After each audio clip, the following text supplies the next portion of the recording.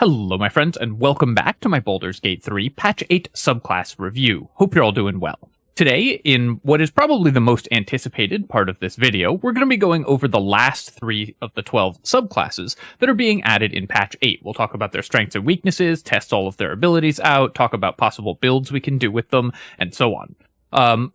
In this video, we're going to be covering the Shadow Sorcerer, the Hexblade Warlock, and the Bladesinging Wizard, which is the ones everyone's been most looking forward to. And if you have any questions about the previous classes, you can check out parts 1, 2, and 3 of this series. Alright, let's dive right in and start testing. We're going to start with Shadow Magic Sorcerer. Shadow Magic Sorcerer is an extremely promising class because it's based around using darkness. Darkness is one of the most powerful things that you can be doing in Baldur's Gate 3. It's an incredibly strong mechanic, and being a sorcerer is one of the most powerful things that you can do in Baldur's Gate 3. So Shadow Magic as a subclass combines 2 of these incredibly powerful features, Darkness Abuse and being a sorcerer, into a single subclass. Previously, you'd have had to take levels in Warlock in order to get that, and so combining it all into one subclass means that a lot of builds, Sorlock builds and stuff that were based around using darkness and also being a sorcerer, can be combined into a single class, get more feats and a better level up spread. So just the existence of this class is going to enable a lot of really powerful builds, even before we look at any of its abilities. I'm going to start with the class abilities, and then we'll come back and look at the unique cantrips, because there's actually a couple new spells that sorcerers get access to, so we'll talk about those as well. So let's take a look at the subclass here. Just like every other sorcerer, Shadow Magic Sorcerers get their subclass abilities at level 1. That's one of the things that makes clerics and sorcerers such a good one-level dip, is they get both class abilities and subclass abilities for only a single level. Shadow Magic at first level gets 80 feet of dark vision. This is standard dark vision, so it lets you see in the dark, but it doesn't let you see through magical darkness. So not terribly relevant in Baldur's Gate. A lot of races have inherent dark vision anyways, and lighting is just not that important a mechanic in Baldur's Gate 3. So this is a nice to have, but certainly not something that you're going to get super excited about. Strength of the Grave, if you reach 0 hit points, you gain 1 instead of becoming down, so this is like the half-orc feature or the barbarian feature that you get at later levels in Barbarian. This is better to have on a sorcerer than on a lot of martial builds because sorcerers are squishier, so the 1 extra hit point, or basically not dying once, is more useful for a sorcerer.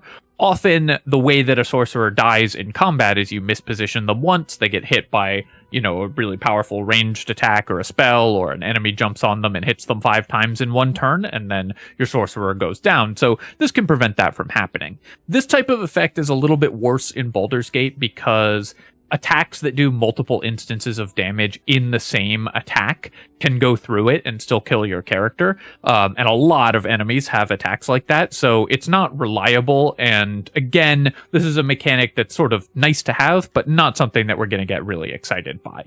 I think these 2 level 1 class abilities for Shadow Magic Sorcerer are not that exciting to me. If you're doing just a 1-level Sorcerer dip, you're still going to go with Storm Sorcerer because the ability Tempestuous Magic that you get at level 1 is way better than either of these Shadow Magic abilities.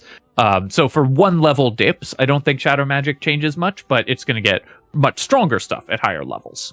Next up, let's take a look at the cantrips, because sorcerers in Patch 8 are getting 2 new cantrips that any sorcerer can take. It doesn't matter what subclass we still have access to both of these new cantrips.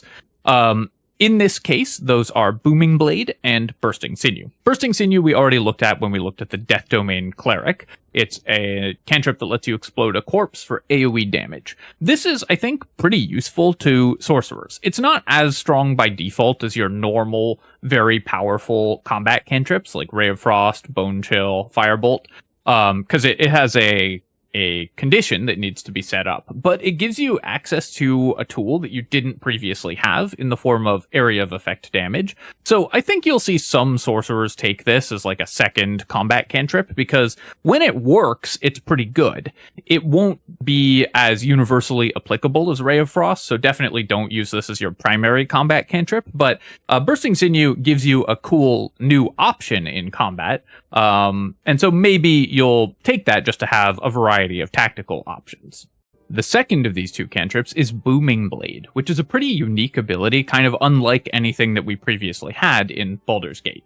This is a melee attack cantrip, so it works on a melee weapon attack, and it does your normal weapon damage, plus the effect of the cantrip.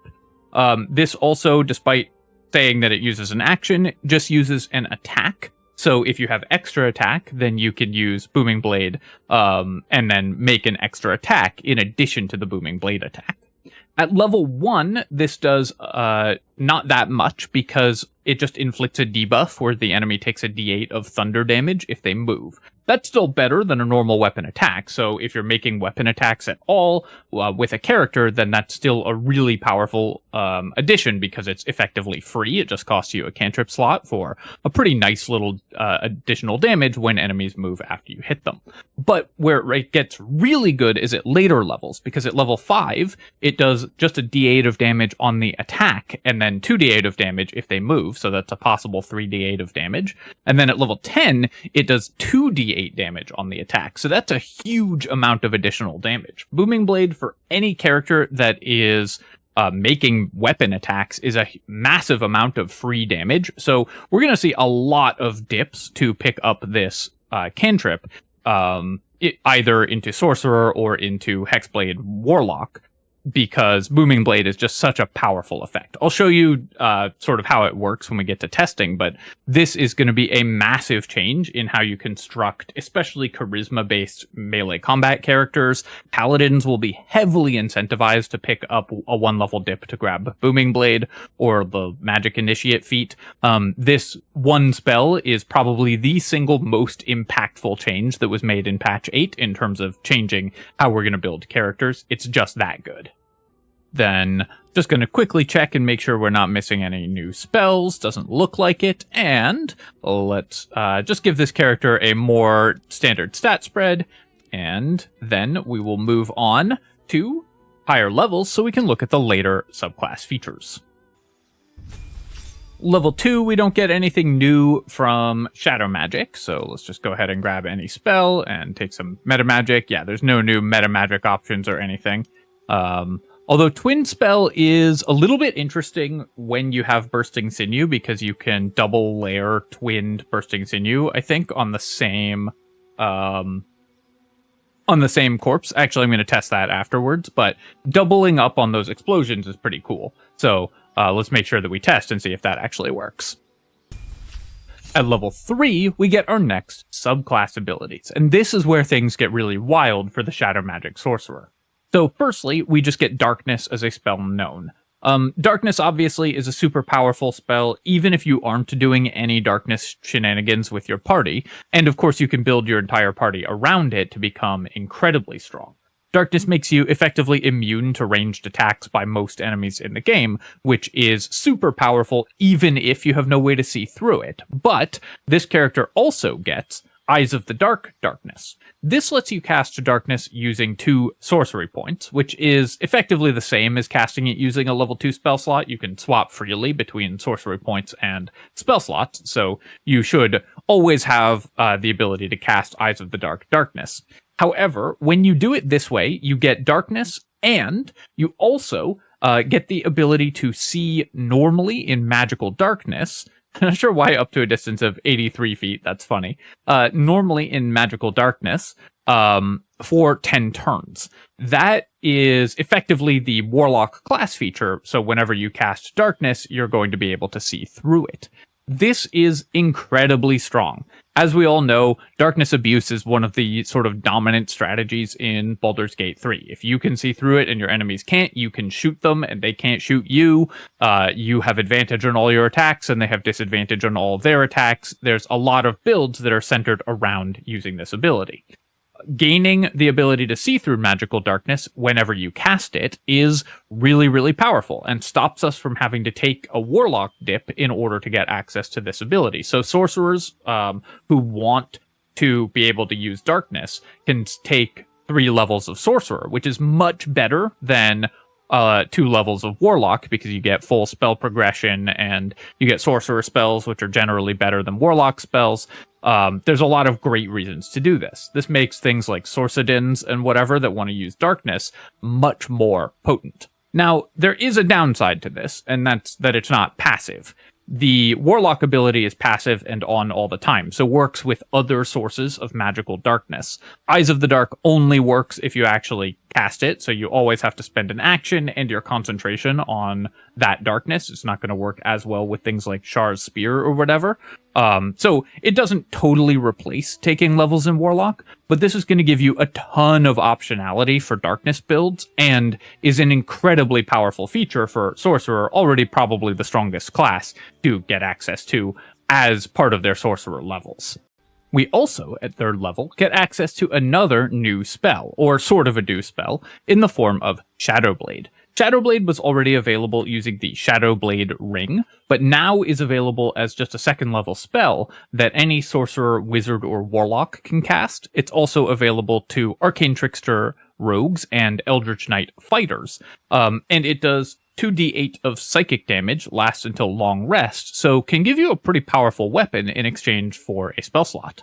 The really cool thing about this, though, is that it can be upcast. With a 2nd level spell slot, you get 2d8 of psychic damage. 3rd or 4th level, you get 3d8, and 5th or 6th level, you get 4d8.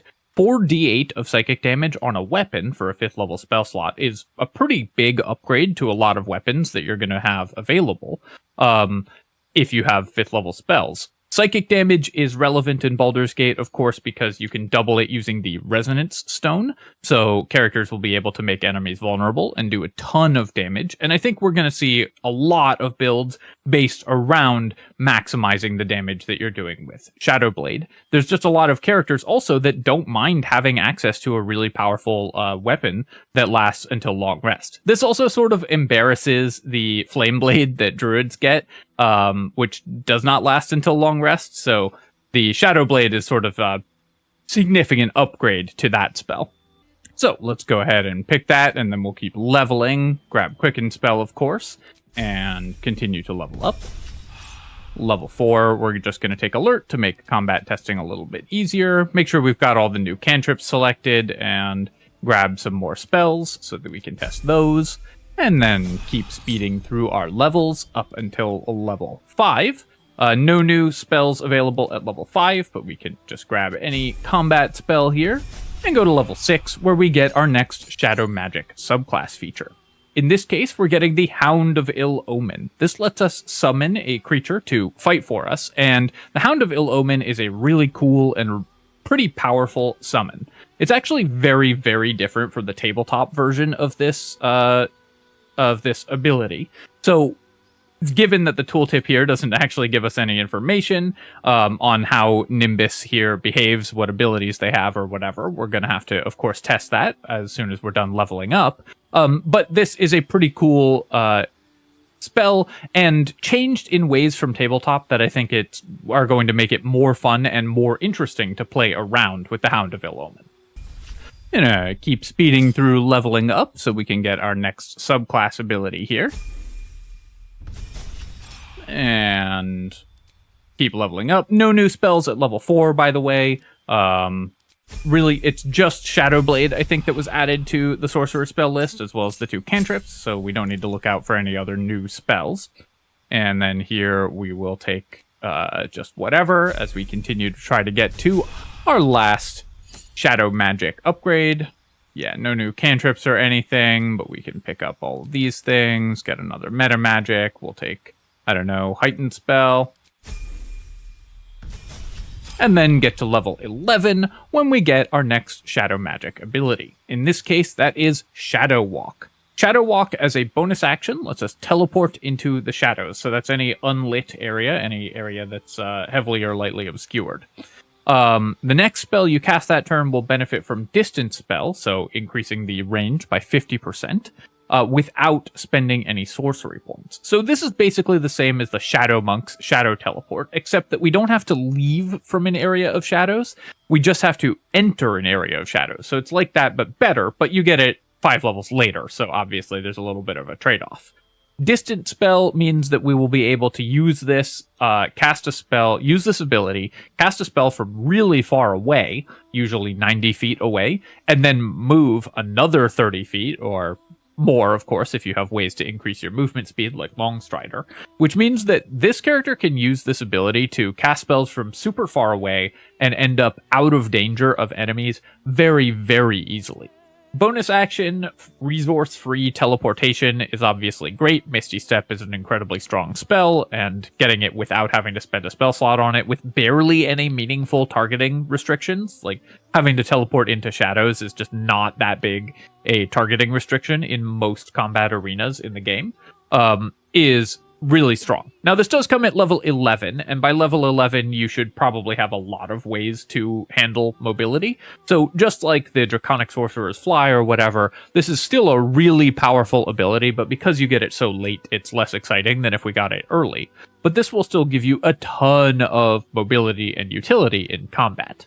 Because it takes a bonus action, it does conflict with quickened spells, so obviously you don't want to use it if you want to use a quickened spell, but there's lots of times where you don't need a quickened spell, or you would have been casting Misty Step anyways in order to get away from an enemy, and this will save you spell slots and just be more powerful than that because the distance spell is really good. So this is a very strong ability, makes it very worth going up to level 11 in Shadow Magic. I think you will see a lot of abilities that take 11 Shadow Sorcerer and then 1 level in something else in order to gain a powerful 1 level dip, like a level of Cleric or a level of Fighter. Anything along those lines, because Shadow Walk is very good. So I think you're going to see Shadow Sorcerer often taken as a 3 to 5 level dip in order to get the Darkness Abuse alongside levels in Paladin or usually Paladin probably, or Swords Bard. Or you're going to see it as sort of 11 levels plus 1 level dip in something else, or just taken all the way to 12 so you get your 3 feats, because Shadow Walk is a very strong ability. We'll just grab a 6th level spell here and then finish off building the character, and then we'll get to testing its abilities in actual play. Alright, so first, let's start by testing some of the new cantrips. So we're going to go ahead and bonk Karlach with a Booming Blade here. So you can see that we did extra thunder damage in addition to our piercing damage. We did 2d8 of extra thunder damage, and that's just with any weapon attack. So any character that's attacking, this is just 2d8 extra damage per turn on Booming Blade. We'll look at this with characters with extra attack and stuff when we do the Hexblade, but already this is pretty cool. I also wanted to test, can we use meta magic with this? So we can we distance spell Booming Blade? Doesn't look like it. How about quicken spell? Can we quicken Booming Blade? Let me do this as a bonus action.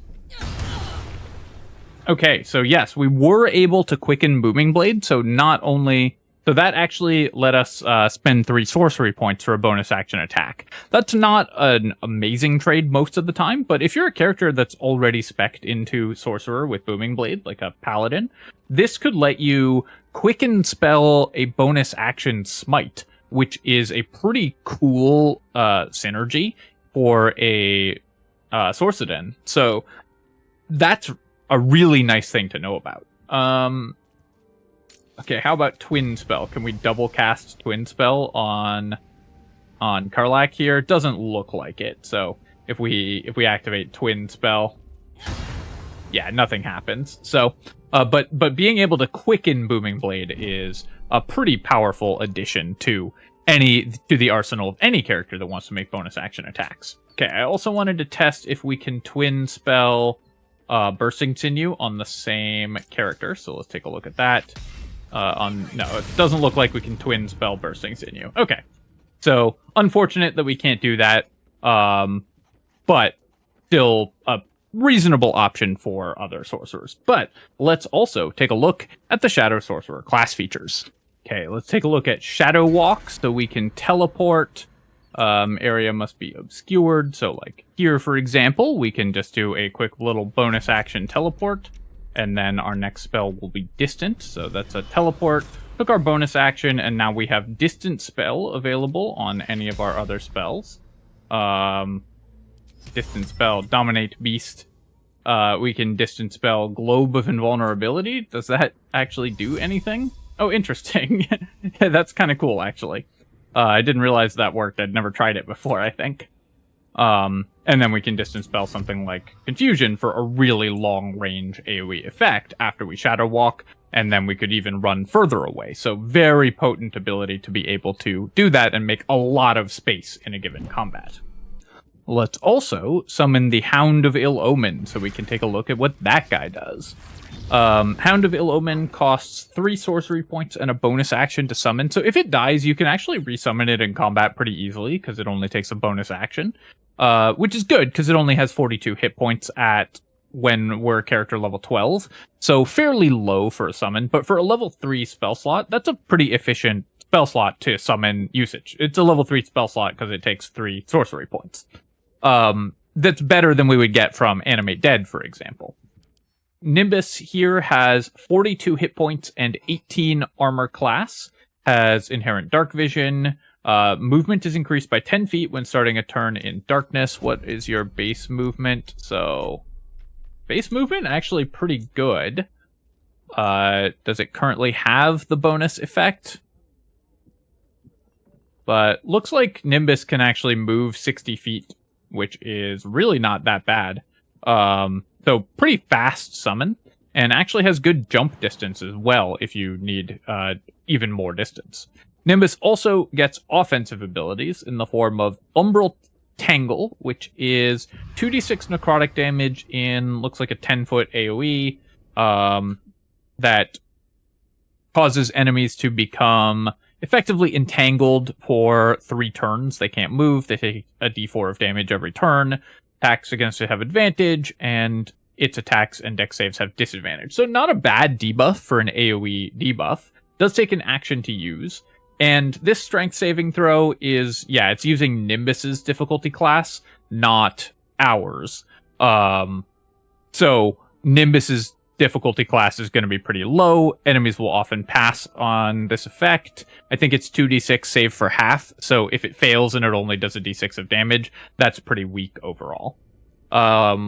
Nimbus also has the Ominous Bite ability. So you can make an attack and possibly place an omen on them. It's an attack roll and a con save. Con, not a great save to target, especially with the low save DC that Nimbus has, because a lot of enemies have very good constitution. But let's see how this works. So we're going to have Nimbus go ahead and attack. Sure, whatever. Just attack our main character. Why not? Okay, let me click the ability here. Cancel and turn. There we go. Okay, we saved against it. Actually, I'm just going to do this until we fail the save. Keep on missing. So you can see here that Nimbus is not the most reliable attacker, even against a sorcerer. Yeah, and the saving throw is only DC 14. So I don't think you're going to see the Ominous Bite actually happen that often. Let's go find someone with a weaker con save. Who has a bad con save around here? Nobody, because I build characters correctly. Maybe Shadowheart's con save will be a little lower. Okay, so Shadowheart has the Omen of Cold. So for 3 turns, if the affected entity is dealt 1 cold damage, the owner of the hound will regain 1 sorcery point. So this lets us get, if we have the requisite damage types, we can get additional sorcery points back. And it looks like we can use this out of combat, so this is a way, if we just hit our allies and then heal them, to generate infinite sorcery points. Obviously, there was tons of infinite sorcery point cheese in the game already, but the ability to have the requisite damage type and get back sorcery points is pretty cool. I think that Nimbus is mostly going to be used as kind of a distraction in combat rather than a mainstay combatant. The stats on this unit are just not high enough to be super powerful when actually fighting. But also being an infinite sorcery point battery, if you want to do that cheese, is pretty good. However, Nimbus also has another ability, a passive ability, right? In this case, or a reaction, yeah. So we've got Splinter Shadow. When you're attacked by a melee attack that does not deal radiant damage, splinter off a piece of yourself to spawn a new version from the shadows. Okay, let's go ahead and do that. So it's attack. Do we have to hit? We missed, and nothing happened. Let me see if we get a hit here. Okay, so that didn't work, but that's, you know, us attacking, not an enemy. So we'll see if we can test that with an enemy. Okay, so I've gotten an enemy to attack us here, so we can use the Splinter Shadow ability. So Nimbus has Splintered Shadow and made a Splintered Shadow Hound, who also got an opportunity attack. That's kind of fun. So let's take a look at our Splintered Shadow Hound. The Splintered Shadow Hound also has Gloom Step, Dark Vision. Do we have any other abilities? Our initiative with that thing is very weak, but looks like the Splintered Shadow Hound also has Umbral Tangle and just a normal attack. So it doesn't, the splinters won't make additional, or won't add additional omens.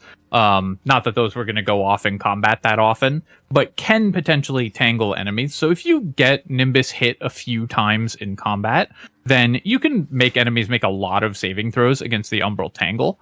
That's actually probably a fairly relevant way to use it. This is going to look a lot like Animate Dead for zombies, where it makes just a bunch of sort of distractions for your party. And having a unit that made, 42 hit points and then another 20 hit points, potentially it's going to make more hit points. Oh, the Shadowhounds can also splinter, so those are going to make even more hit points. Also, even though Nimbus took damage, the Shadowhound appeared at full 19 HP. So we're going to see a lot of summon proliferation if you position Nimbus well. At the cost of only a bonus action and a level 3 spell slot, this is a pretty powerful ability.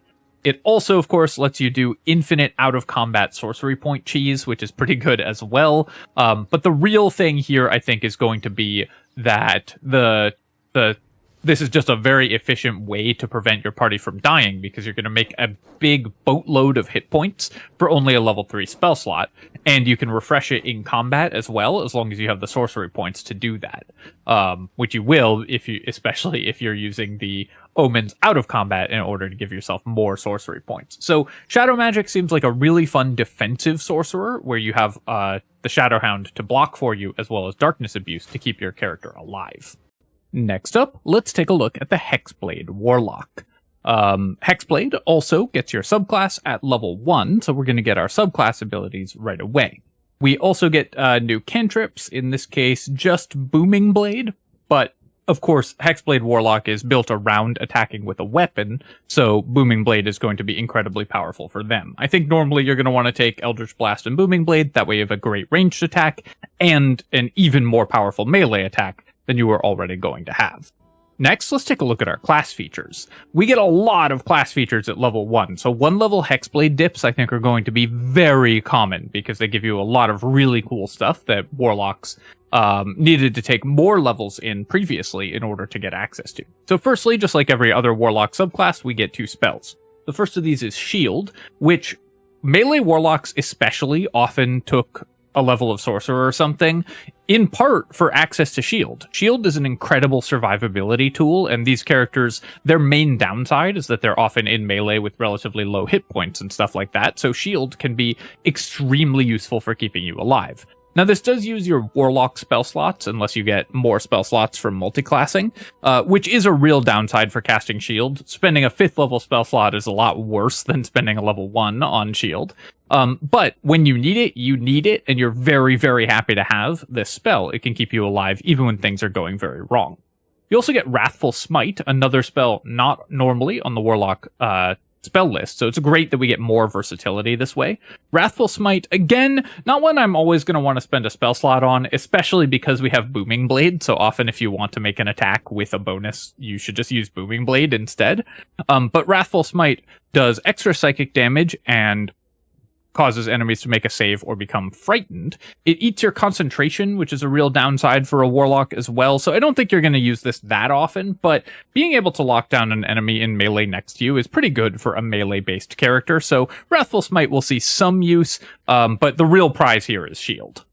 Next, they get Bind Hexed Weapon. Bind Hexed Weapon is sort of like Bind Pact Weapon for Pact of the Blade Warlocks if you take the Blade Pact, except wildly better in every way. Honestly, Hexblade Warlock is kind of a weird one for them to have included as the 4th Warlock subclass, because they added a lot of its abilities to Pact of the Blade, and so when they added Hexblade, they kind of backported some of those abilities that Pact of the Blade Warlock gets, and now Hexblade more or less just replaces Pact of the Blade Warlock. Obviously, you can still build Pact of the Blade stuff with the other Warlock subclasses, but I think more often you're going to take Hexblade and a different one of the Warlock Pacts if you want to make a melee Warlock work. Hexblade just gets everything Pact of the Blade does, but then a bunch of other really powerful stuff besides, so kind of makes Pact of the Blade a little bit redundant. So firstly, when you bind Hexed Weapon, you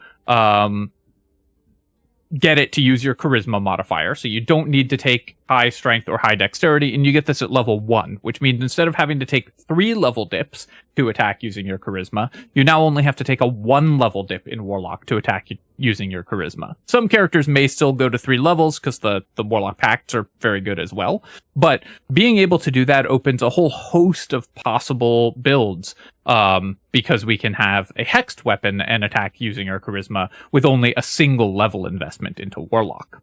In addition to that, it also causes enemies to receive Hexblade Curse whenever you attack them with the weapon. Hexblade's Curse we can either cast as a bonus action or apply by hitting with our weapon. And when an enemy is Hexblade's Cursed, they take our proficiency bonus in additional damage, and we crit them more often. The number we need to roll is reduced by 1. That is very powerful, of course, if you're doing any sort of critical hit build. The extra damage is very, very relevant in the early game. Plus 2 damage on all of our weapon attacks is really nice. And if they die, we regain 4 hit points. I believe that 4 hit points is our Warlock level plus our Charisma modifier. I'll just drop my Charisma modifier and see if that does it here. Yeah, so if we reduce our Charisma, so it's Warlock level plus Charisma, that's a moderate heal, not an amazing one, but it'll be relevant because Hexblade's Curse is basically free. This is a bonus action for 2 extra damage on every attack. That's not terrible, and certainly we will be spending bonus actions on that. You'll still be using Hex a lot as your first bonus action in combats, but then you could maybe apply Hexblade's Curse just by hitting an enemy with your hexed weapon. So you get a lot of bonus value in terms of extra damage from Hexblade's Curse, and it can help keep you alive with the heal. Finally, we also get proficiency with medium armor, shields, and martial weapons. Weapon proficiencies are one of the things that really holds melee warlocks back. So getting all of those weapon and armor proficiencies, and especially shield proficiency, again, without having to multi-class, really powerful for Hexblade Warlocks. Medium armor and shield is the best setup for armor class. We will have the shield spell as well. So this character can be very, very hard to hit in the early game and be very resilient, while also dishing out great damage both in melee and at range, because we have Eldritch Blast, we have Booming Blade, we have our hexed weapon attacks. It all keys off our charisma. This, I think, is going to be one of the best 1-level dips in the game for any Charisma class, because you get so much value out of just the 1 level of Hexblade Warlock. Go ahead and level up the character. I'm going to suggest that you probably just take Eldritch Blast and Booming Blade. Warlocks also get Toll the Dead, it looks like. I hadn't realized that. Eldritch Blast is just better than Toll the Dead, so you probably won't be taking this that often, but that is a nice little bonus. And then for your spells, you're probably going to end up taking Shield and Hex just for the maximum damage, and then we'll grab Armor of Agathis at level 2. I think that's going to be the normal way to build the characters. Let's level up and look at their other class features. Level 2, we don't get anything new. Let's take a look at our spells here. Sure, we'll grab Wrathful Smite just because that's new as well. Eldritch Invocations. Wait, why are we getting 2 spells at level 2? At level 2, we get new spells, but I don't think there's any new spells available. Hang on, so why are we getting 2 spells at level 2? Warlocks should only get 1 spell known at level 2. This has to be a bug of some kind. The Warlock should only get 1 new spell known at level 2. Normally I would take Armor of Agathis. It's weird that we're getting 2 here. We also, of course, get Eldritch Invocations, just quickly checking. Doesn't look like there's anything new in terms of Eldritch Invocations, so you're pretty much always just going to take Agonizing Blast and Devil Sight, even for a melee character. Weird with the double spell, though. I'm having to do a retake on leveling up to level 3 because I got through most of it and then sneezed right into the microphone, so I'm sparing your guys' ears. Here, we get 2 new spells at level 3, Blur and Branding Smite. These are unique to Hexblade. These are not that exciting. These spells are typically not ones that you're going to want to spend spell slots on. Of course, we also get Shadow Blade, so we can use that. I'm going to pick this up so we can see if we can enchant it with our Hexblade enchantment and see what happens when we combine Shadow Blade as well. For our Pact boon, we get the 3 normal pacts. Now, Pact of the Blade Warlocks, Hexblade Warlocks don't get the Pact Bind weapon if you take Pact of the Blade. At least that's what the tooltip says. That's presumably to prevent us from double binding weapons and ending up with extra attack from the extra attack that Hexblade gets and the extra attack that Pact of the Blade Warlock gets. That would maybe let us get 3 attacks at level 5. I'm going to take it anyways and just make sure that they've implemented that correctly.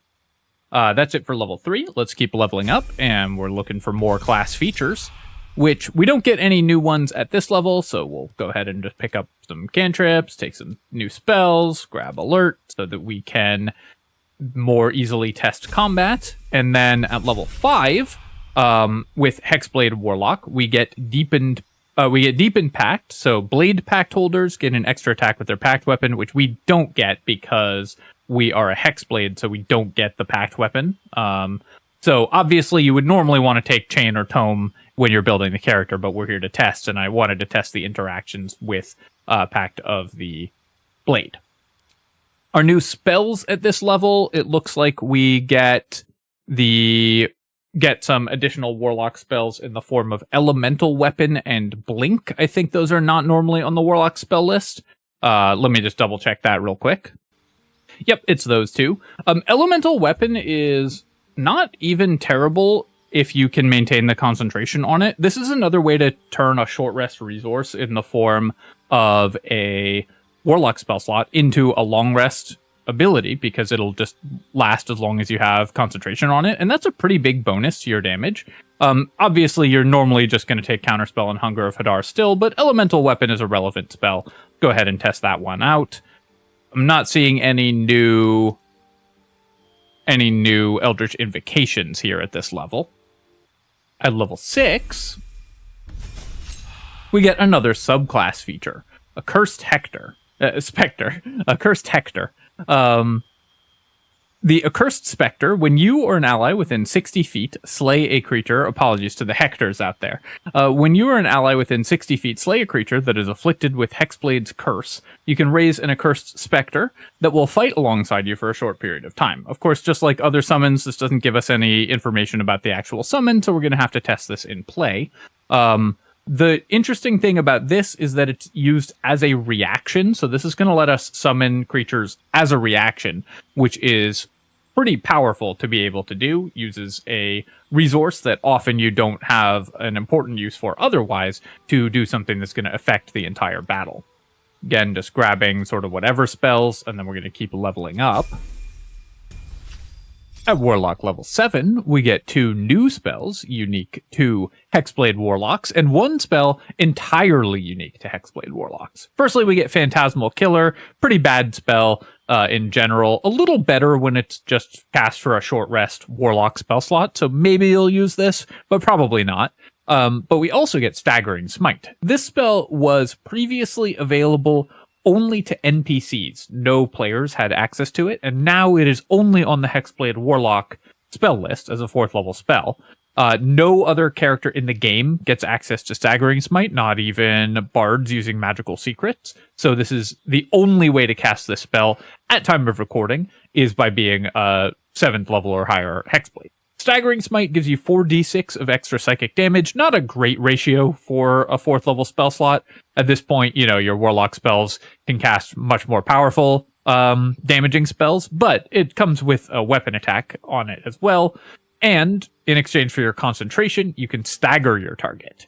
Staggered enemies have disadvantage on attacks and skill checks, not saves, skill checks, and can't take reactions. Being able to disable enemy reactions is not bad. Staggering Smite is good for a big burst of damage, and of course can be used as well as a normal Paladin Smite. So that's probably the most relevant usage, is for a Staggering Smite plus a second spell slot on a normal Paladin Smite for a massive burst of damage, and also staggering a boss, especially some of the Honor Mode bosses where their reactions are really dangerous. I don't think this is going to be a mainstay spell, but it's cool that we get a unique spell that no other class in the game gets access to.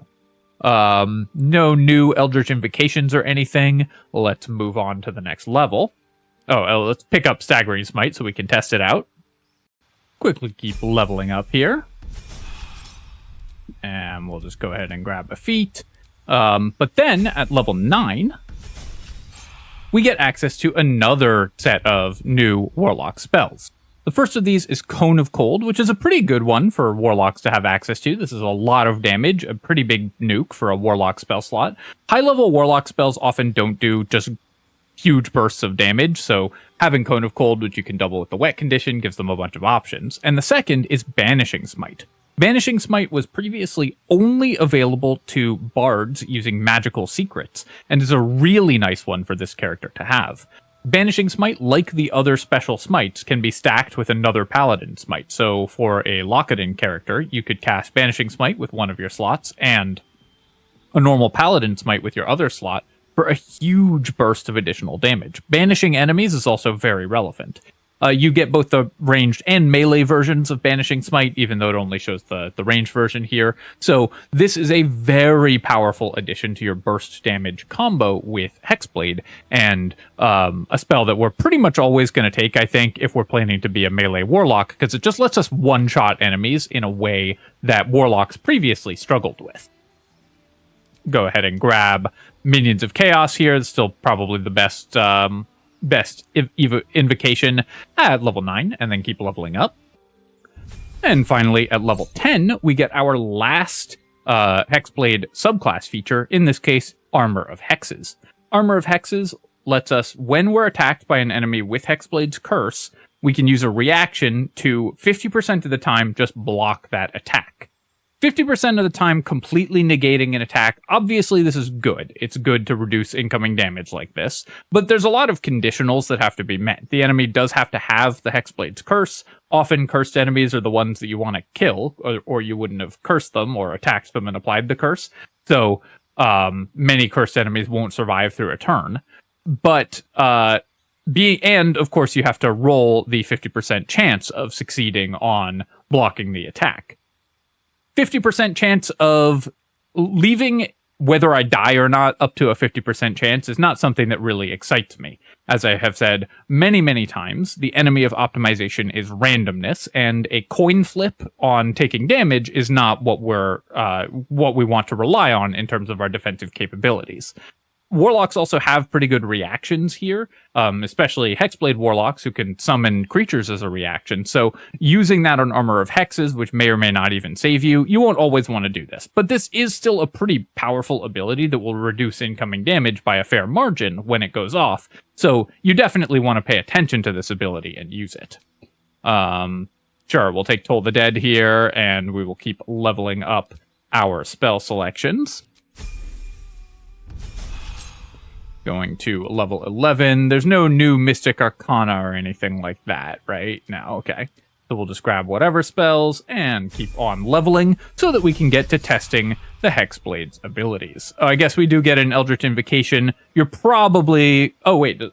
Does Life Shrinker work with a packed weapon, with a hexed weapon, as well as packed weapon? So we'll definitely want to test that, because that's going to be really important to know. Life Drinker is going to be a pretty powerful ability. Oh, I'm interested if we can't use Life Drinker if we didn't take Pact of the Blade as well. So we'll test all that stuff. Okay, so first off, let's take a look at our Hexblade abilities. We're going to start with Booming Blade with extra attack. So Booming Blade, of course, is the cantrip that we have, but we have extra attack because we're a Hexblade. So with Booming Blade, we can hit an enemy with it, and then we can... oh wait, I didn't Hexblade's curse I didn't enchant my short sword, so we don't have extra attack yet. So let's go ahead and cast the bind hexed weapon to make our weapon a pact weapon. Now we have extra attack, and so then we can Booming Blade here, and then we can use extra attack to Booming Blade again. This just adds 4d8 damage to just a normal attack, because you get 2d8 thunder on each of the Booming Blade attacks, and then if enemies move, they take an additional 3d8. Booming Blade is a huge amount of additional damage for these characters. Hexblade's Curse takes a bonus action, and as you can see here, it's our Charisma modifier plus our Warlock level in healing, and we do 4 extra damage. Also, yeah, the Life Drinker damage was working with our Hexblade Pact weapon, so Life Drinker going to be pretty much mandatory for a Hexblade Warlock.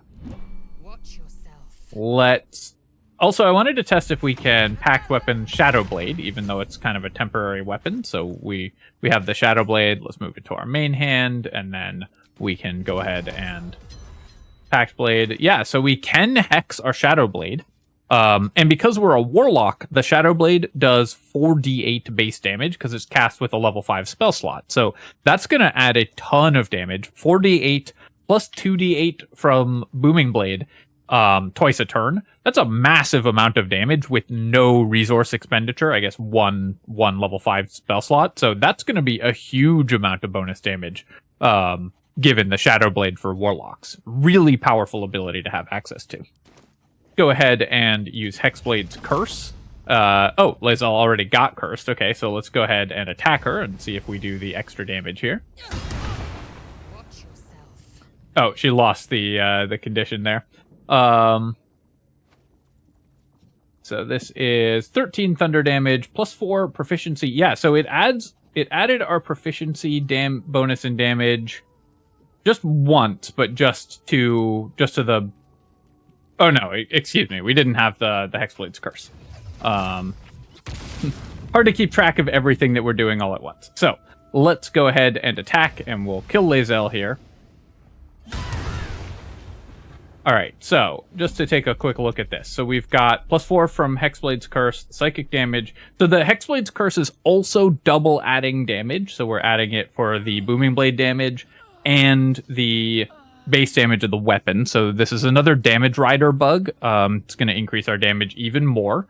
We get Hexblade's Curse damage on our Life Drinker damage as well. So that is... Yeah, so that's going to be an absurd amount of damage with Hexblade's Curse. You can probably do really powerful things with this with throwing weapons in order to proc like the Lightning Jabbers damage rider source bugs. I really hope they sort these out, because the fact that all of these abilities are triple adding damage, like the Giant's Barbarian ability as well. Hexblade's Curse is adding a ton of damage. This one isn't even a damage roll, so... It does say your damage rolls against the target gain a +4 bonus, so maybe this is working as intended in a weird way, because it's not +4 per attack, it's +4 per damage roll.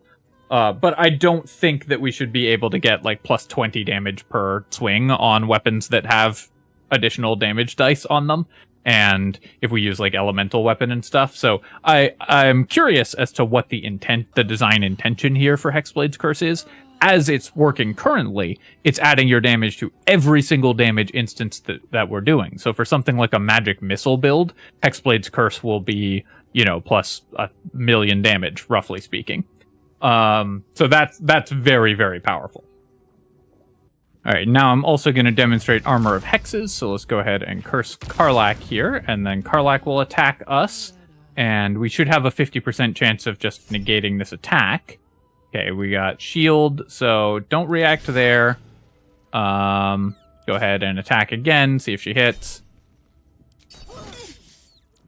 Okay, so we didn't get a chance to negate that, but that was because an ally attacked us. So presumably that will only work when enemies attack us. So we'll test that in a second here. Okay, it took forever to set up a character actually attacking me and the Armor of Hexes going off, but we've done it. So we've hexed this Flaming Fist, and we're going to use Armor of Hexes, and we'll just see if that actually works and how that works. So there we go. So the Armor of Hexes have 50% chance of attacking, and it just caused them to critically miss. So that's actually really interesting. It just set their attack roll to a critical miss when the Armor of Hexes actually worked. So 50% chance of just turning an attack into a critical miss. That's better than negating the damage, because it means that you also avoid any rider effects or anything else that the character would have had. Like if it was one of the Steel Watchers, their maim wouldn't have gone off if they just get a critical miss. But also against enemies that can't miss, maybe this doesn't work. Maybe a little more testing required, but Armor of Hexes seems like a pretty decent defensive ability in practice. Alright, and we're also going to test out Accursed Spectre, so I've just gone ahead and murdered someone. And then as a reaction, we can cast the Accursed Spectre. So we got a Mundane Spectre, so it looks like there's different levels to how powerful these creatures are based on how powerful the unit that you killed to make them is. The Mundane Spectre has 14 AC and 40 hit points, which is really not that bad for a summon that you get more or less for free.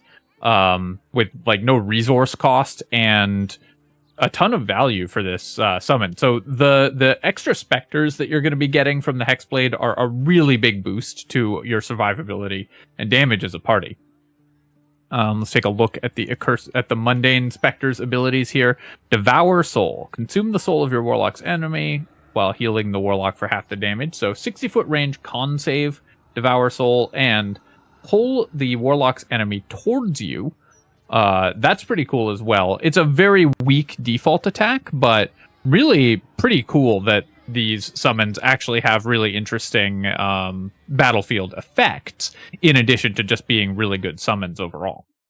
The Accursed Spectre at higher levels, so I'm just looking up what they do here, can teleport, and then if you get the really high level ones, then they can do AoE damage. So the specters will get more and more powerful the stronger the creature you killed to make them is, but mostly these are just going to be a ton of free hit points that you're generating all over the battlefield. Hexblade Warlock feels really strong, both as a 1-level dip or as a character that you take all the way to level 12. Seems like it is probably just going to be the default Warlock, because honestly, a lot of these abilities just seem way better than what the other Warlocks get, especially this level 6 ability, and the just extra damage that you're getting. So Hexblade Warlock, I'm not that sad that Warlocks are getting an upgrade overall, but it does seem like a pretty significant upgrade to Warlock.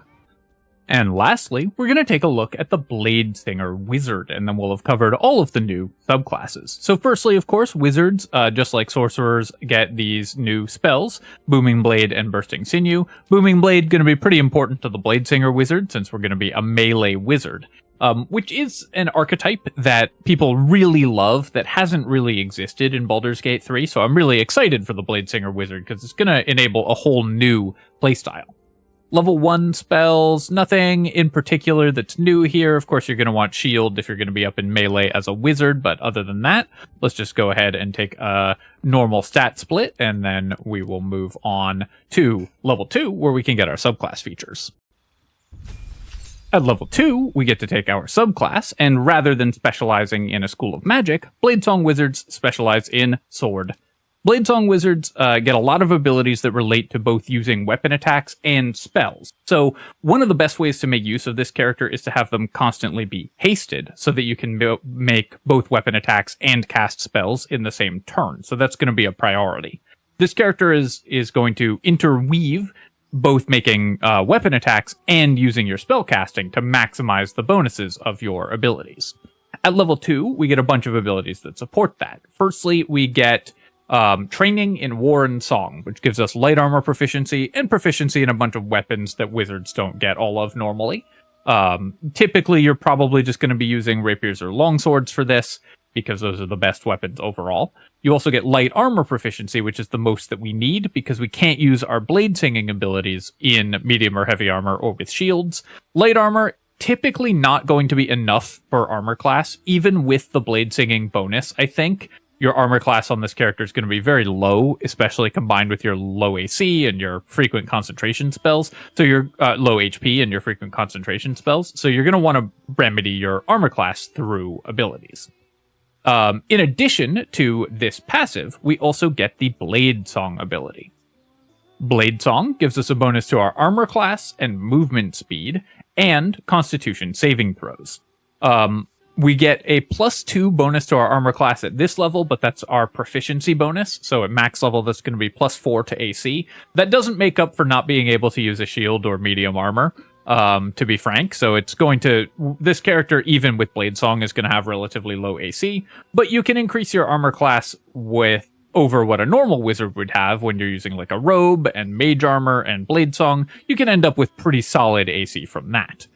We could also probably take a level in Barbarian in order to get our Constitution to AC while unarmored and end up with very respectable AC. And it's very possible that Bladesong wizards are going to want to do that in order to gain con save proficiency and high armor class and extra hit points and stuff. More movement speed is always good, and bonuses to con saves means we're going to be able to concentrate on our spells more easily. We also unlock Bladesong Climax, which is an ability name I'm going to be very mature about for the rest of this video, and I expect you all to maintain decorum in the comments. Bladesong Climax, you build up Bladesong charges by either thrusting with your weapon or casting spells, and the more charges you have, the bigger a climax you're going to get at the end of your Bladesong. It will do a bunch of damage in an AoE and heal all of your allies. You gain healing charges by attacking with your weapons, and you gain damage charges by casting non-weapon attack spells. So the more of these charges you have, the bigger a burst you're going to end up with. Typically, I think you're not going to want to use you're going to want to use this while hasted in order to generate a bunch of charges in the same turn, and then you can use it for a burst to finish off low health enemies. The d6 of force damage is going to increase pretty rapidly if you're just casting spells in combat, which of course is what wizards normally want to do. So in later turns of long combats, this could be a pretty solid amount of damage. This is mostly, I think, going to be used to end combats that you're already sort of winning, but it will enable you to do so without spending too many resources. No new spells, but we also do get the Bladesinger's weapon ability. Pick the blade-based weapon you'd like to use as your principal weapon, replacing your quarterstaff. I feel like this is an ability that's just copied unchanged from tabletop, where you need to actually have a focus to channel your magic. I don't know if this does anything in Baldur's Gate. I guess I'll pick a longsword, and then we'll try equipping some of these other weapons and see if we don't have proficiency with them or something. Because the other ability says we get proficiency with all 6 of these weapons, but maybe we have to choose one. I'm not really sure what this ability does, so we're just going to have to test it if in fact it does anything and isn't just sort of a weird holdover from an earlier stage in development. At level 3, there's no new subclass features, but we do get Shadow Blade, just like the other characters that we've looked at today, which again is going to give us a pretty solid bonus to our damage. This is a short sword, the Shadow Blade, so it does count as a Bladesinger weapon and will allow us to use Bladesinging. Level 4, nothing new. Let's just go ahead and... Oh, we do get Toll the Dead as well, so interesting that this is just available to everybody. Normally this is not... I believe in tabletop this is a cleric-only spell. Someone correct me if I'm wrong about that. But it's interesting that they've just given it to everybody. And then for our feat, of course, we're going to take Alert to make combat testing just a little bit easier. Level 5, we do get an additional use of Bladesong at this level. It's not listed on our character sheet, but we do get a 3rd usage of Bladesinging because it's just equal to our proficiency bonus. So that will allow us to use our abilities more often. I will say that Bladesinging as a twice per long rest ability up until this point is going to have been pretty difficult to use effectively, because there's going to be a lot of combats where you won't be able to Bladesing, and since you're sort of locked into light armor, your character is just playing a squishy wizard with not many advantages when you can't activate Bladesinging. So this character will probably incentivize fairly frequent long resting. Grabbing some more spells here, and then we're going to level up to level 6. And at level 6, we get an extra attack on a wizard. Wizard extra attack is really awesome. Wizards obviously benefit a lot from their class features because their spells are so good. So getting one of the best class features from other characters is really nice. And the Bladesinger Wizard will be able to use this with Booming Blade for really solid damage, with other attacks in order to get really good damage as well. You'll want to build with high dexterity in order to make use of extra attacks so that you can use your Bladesinging features as effectively as possible. No new spells at this level, so we can keep leveling up. Level 7, we don't get anything new, I believe. It doesn't look like there's any new spells here either. Level 8, nothing new, and go ahead and just level up our intelligence here. At level 9, again, we increase our Bladesinging charges up to 4. So 4 per long rest is a much more reasonable number. I think, honestly, this character could have a few more Bladesinging charges so that you can actually use them without having to long rest all the time. But it will mean that your fights where you have Bladesong available and your fights where you don't have a very different character, which is going to be interesting to play through. It does mean that Bladesinging wizards probably are going to end up long resting a little more frequently than some other characters will. Depends on your playstyle whether that actually affects you. Many players just long rest after every fight. Many players like to stretch it out as long as possible. For the former, that won't be an issue. Character level 10, we get our next class feature, and that is Song of Defense. When you take damage during your Bladesong, you can expend a spell slot to subtract 5 damage per spell slot. I assume that means per spell level, not per spell slot. So that is a pretty solid ability. Being able to spend a level 5 spell slot to reduce damage by 25 is really nice for a wizard, and that is going to help keep your squishy wizard alive, even if they're running up into melee to use their Bladesong abilities. Bladesong wizards are going to be able to play as just a normal wizard, but with higher armor class for a lot of the time, where they just Bladesong, they cast spells and build up Bladesong damage charges, and then use the Bladesong damage to just burst down enemies with a big burst of damage to finish off fights. So I think that Song of Defense plays into that, and also is going to let them use their melee attacking abilities a little bit more freely. Again, though, this is very resource intensive and incentivizes a pretty heavy long rest playstyle. So Song of Defense you're going to want to use more liberally if you're someone who rests frequently, and more conservatively if you're someone who doesn't.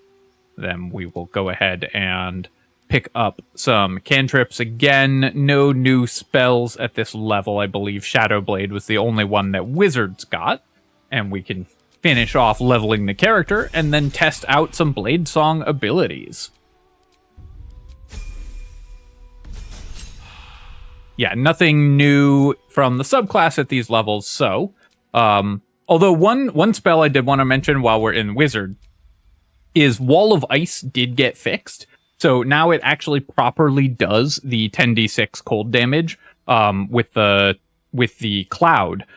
It used to only do 5d6 from breaking the ice and creating the cloud. And that means that it actually does, if you cast Wall of Ice and then cancel concentration on it immediately, 30d6 of cold damage, because it will do the damage for the cast, then do the damage for enemies entering the cloud, and then do the damage again at the beginning of their turn. So that's 30d6 of cold damage, which can be doubled with the wet condition. So Wall of Ice is now just going to one-shot encounters by casting and then immediately canceling concentration to create the cloud. And this spell is now going to be a mainstay, incredibly powerful spell now. Was already pretty good even before they fixed that bug, and in patch 8 is going to be ridiculous. Okay, so I think I figured out what that Bladesong weapon does. It seems to have just handed me a non-magical longsword when I leveled up. So we got a free longsword. By the time you're level 2, a free longsword, not that exciting, I have to say. But I guess you can sell it for 20 gold or whatever, so that's a funny class feature to have included. So let's go ahead and activate Bladesong. As you can see, we had to take off our shield and armor. So when we activate Bladesong, we have an AC of 11. We activate it, and our AC goes up to 15 because we're getting the +4 bonus, which is our proficiency bonus. That means that this character is really going to need boosts to our AC in order to be effective, especially in melee combat, because just like any other wizard, we're still pretty squishy. Obviously, we have higher AC than other wizards, but we're going to need to make sure that we don't just get taken out because we can't use shield or anything. In addition, when we are Bladesinging, we also get extra movement speed and +4 bonus to our con saves, which is really nice for a wizard. It's going to help us keep our concentration spells going, especially things like haste, which we might need. We also get Bladesong Climax. The weird distance on this, the weird range, 52 feet, is because this actually requires us to jump to the location. I only figured this out when I was just testing it just now, because it doesn't say anything about that in the spell in the tooltip description. So we jump, and then we do the effect of it in a radius around us. We're going to increase it based on our Bladesong charges. So if we cast a spell here, does this work when we're out of combat? Do we get a charge? Okay, no. So we don't get a charge if we're out of combat. Only if we are in combat do we get these Bladesong damage and healing charges. Also, the radius on this is a little weird. I feel like this is not 10 feet. So hang on, let me... Yeah, it's like 9-foot radius. Maybe it's just under 10 feet. I guess because it includes the jump distance, so it's a 10-foot radius, but minus your character's actual position. It includes not the jump distance, but the central circle is the model of your character. So it's a 10-foot radius, but minus your character's actual size. So 10-foot radius from the center point. Which is going to make it a little harder to hit a lot of enemies and allies together for the heal and damage unless they're all really clustered together. And of course, to use it, you're going to have to jump into the middle of a bunch of enemies because it repositions you when you use it. Let's go ahead and jump into combat, and then we can actually test out gaining charges. So we're in combat and can now gain Bladesong charges when we either hit enemies with our weapons or cast spells. Unfortunately, I misclicked the recording, so I didn't catch it, but I actually used the Flourish attack, which is a bonus action attack, in order to gain this Bladesong healing charge. So even if you're making a bonus action attack, it does still give you the charge for the Bladesong Climax ability. Go ahead and cut here, and we will then use our Bladesong Climax once I pass the turn a couple times. So here's another good interaction to know. The Oathbreaker Knight cast his AoE Frighten ability and frightened my character, preventing them from moving. Because the Bladesong Climax ability requires us to jump, we can't use it if our movement is disabled. So if you get maimed or if you are frightened, you can't activate Bladesong Climax. Let's see if we can just build another charge here. So I'm just going to cast Grease, and we'll see if we get a damage charge from doing that. We did indeed get a Bladesong damage charge, so then I'm going to pass the turn, and we will activate it as soon as we are no longer frightened. Oh, actually, here's another good thing to test. So the Oathbreaker Knight just cast Crown of Madness. We have one Bladesong damage charge. Let's see if counterspelling that will give me another charge. So if counterspell and other reaction spells will give us Bladesong charges. And they will. Okay, that's actually kind of cool. So using a counterspell gave us a Bladesong damage charge, so the climax is going to be better, even if you're casting spells as a reaction. Okay, so we now can activate Bladesong Climax. Let's go ahead and do that and see how much damage it does. So this should be 2d6 of healing, because it should do a d6 by default plus a d6 from our additional charge, and then 3d6 of force damage to the Oathbreaker Knight. So let's just get everything here and see how that works. I'm actually going to jump... Actually, I'm going to jump inside the Falar field as well. Is this on Sing or Shriek? I guess it's on Sing, so it doesn't matter. But we should probably test if this works with other damage riders as well. Okay, so we jumped, and we got our Bladesong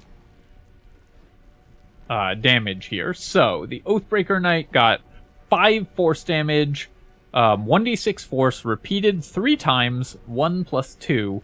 I see, so that's showing we've got 2 turns of Bladesong damage charge plus the 1 default for 3 times, and then it doesn't let us mouse over that, and we got 5. It doesn't show us the actual die rolls anywhere, but I assume we rolled pretty low on that because that should be 3d6 of damage. Then we also got some healing, so that's 1d6. Yeah, so that's 2d6 for 6 points, 2d6 for 9 points. Great. It would be nice if it actually showed us the die rolls there, what we actually rolled in order to receive those values. But given that you can get this from Counterspell, you can stack it up faster if you are using hasted actions to cast multiple spells in a turn. I feel like the Bladesong Climax can be a pretty big boost of damage. At low levels especially, that could help you end a fight that is going long. If you've cast 2 or 3 spells, then that can be a pretty big pile of damage in order to just finish off weakened enemies before they get another turn. So I don't think it's the most incredible ability, but it is a pretty nice one. You can also reactivate Bladesong without spending an action, so if for some reason you want to use the Bladesong Climax and then still have Bladesong going, like the fight is going much longer than you thought it would or whatever, you can reactivate it for free. So it's nice that this doesn't take any sort of action to activate it, and that also means that you don't have to pre-activate it before combat, especially if you have high initiative. So you want to pre-activate it before combat if you might lose initiative, because then you want the AC to start combat with, but if you're going to win initiative, you can save it and keep the extra turns. Let's also do some damage to our character. I'm just going to quick save here so we can try this a few times and see if we can... Going to go ahead and reckless attack us and see if we can use our ability to reduce that incoming damage. So, Song of Defense level 6. We don't get to know how much damage is coming in before we choose Song of Defense. That definitely makes it a lot worse. Also, why this? Please, game. Why 615243? Really? But let's go ahead and subtract 6, and we'll just see how much damage we reduce. So we took no damage. We got hit. You get to see, yeah, for 0 slashing damage. So that just reduced the incoming damage by 30 equals -18. Not knowing how much damage you're going to take before you decide what spell slot to spend on this does make that ability a lot weaker than I thought it was. But still pretty useful if you know an amount of damage that's incoming is going to be high, or if it would break a concentration on an important spell, something along the lines of haste. Overall, I think that the Bladesinger Wizard is going to be sort of similar to Abjuration Wizard in that it's a very defensively spec'd wizard that's going to play mostly like a normal wizard, but with some cool additional abilities. In the case of Abjuration, the Armor of Agathis tanking stuff. In the case of Bladesinging, the melee damage stuff. And that will give you a lot of extra options. And you can also just play the character where you just stay back and cast spells and don't use Bladesong for most combats. And then if you want to, you cast Bladesong and wade into melee. You have extra attack and are a totally respectable melee fighter. So I think Bladesong Wizard has cool applications in both of those states. A 2-level dip for Bladesong Wizard also seems totally reasonable to me. That's just +2 AC and better concentration saves for any character, as well as your wizard spellcasting. So that could be very similar to a 2-level dip for Divination Wizard in order to get high-level wizard spells and also one of the wizard subclass abilities. Overall, I think that Bladesinger is a very cool class. I think a lot of its abilities are more flavor than power, but wizards are so strong anyways that even adding just a couple powerful abilities to a already good chassis makes for an incredibly strong character. Alright, my friends, I hope that you've enjoyed this look at the upcoming subclasses in Baldur's Gate 3's Patch 8, and I hope it's been helpful for giving you some idea of how powerful these characters are, how their abilities work, and how we're going to be able to do cool builds with them going forwards. I think there's a lot of really awesome stuff in these subclasses that will make for really incredible builds. I'm probably going to do a follow-up video to this video where I talk about I go over and test and look at anything that I missed from this video. Obviously, this series was a first look at the classes, and so it's very possible that there's interactions and things that I missed, so we'll do kind of an FAQ video and look at those interactions. If there is something that you want to know about one of these classes that I didn't cover in my previous videos, let me know, and I will try to make sure to test it so that we have a good idea of various interactions for all of the abilities and everything.